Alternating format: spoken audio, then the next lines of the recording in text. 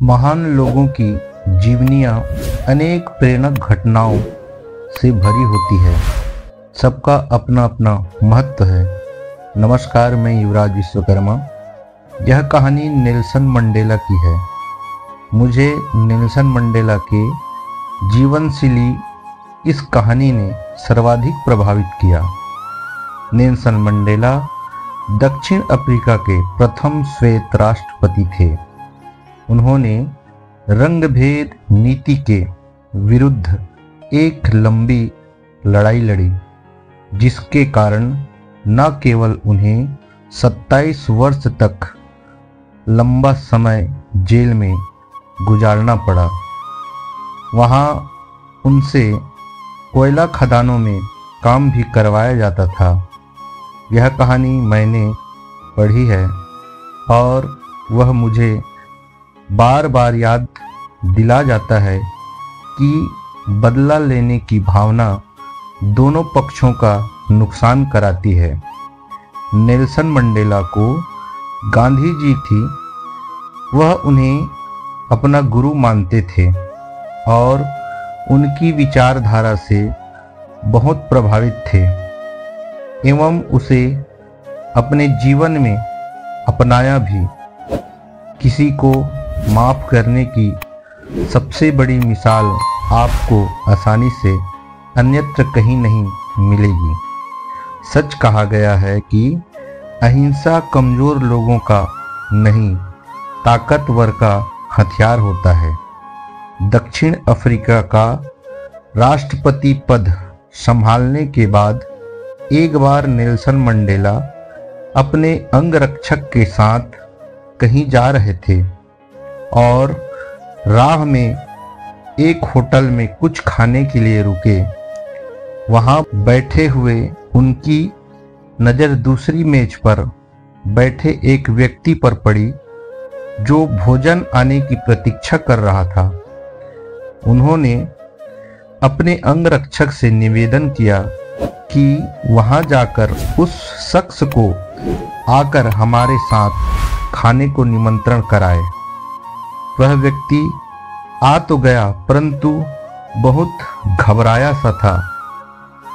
राष्ट्रपति मंडेला ने उसके लिए बढ़िया पकवान मंगवाकर खाने का आग्रह किया।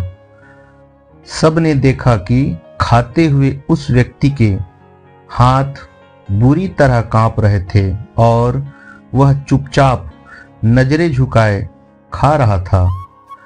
जब वह भोजन करके चला गया तो राष्ट्रपति के अंगरक्षक ने टिप्पणी की, शायद बहुत बीमार था।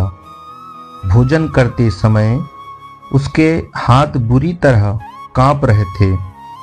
इस पर नेल्सन मंडेला ने राज खोला और कहा कि वह व्यक्ति बीमार नहीं, बहुत डरा हुआ था। उसे लगा कि मैं उसके साथ वही सुलूक करूंगा जैसा जेल में वह मेरे साथ किया करता था।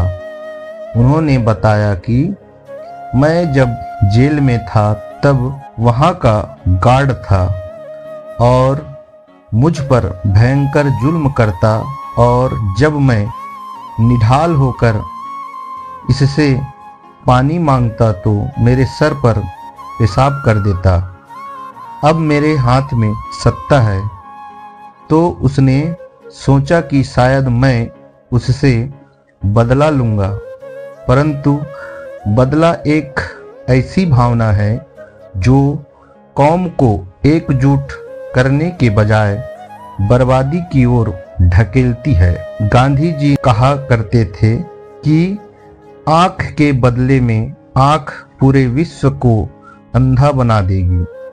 मंडेला ने अपने बात समाप्त करते हुए जो शब्द कहा वह मन में रखने योग्य है और कहानी का सार भी है।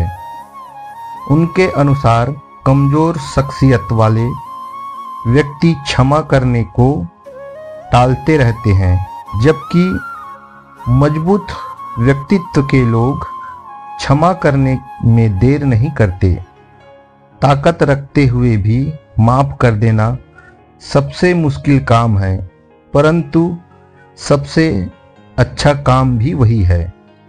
माफ करने का मतलब उसे गले लगाकर दोस्ती करना भी नहीं, बल्कि यह बात याद रखना होता है कि जो यातना उसने मुझे दी वह मैं कभी किसी को नहीं देना है।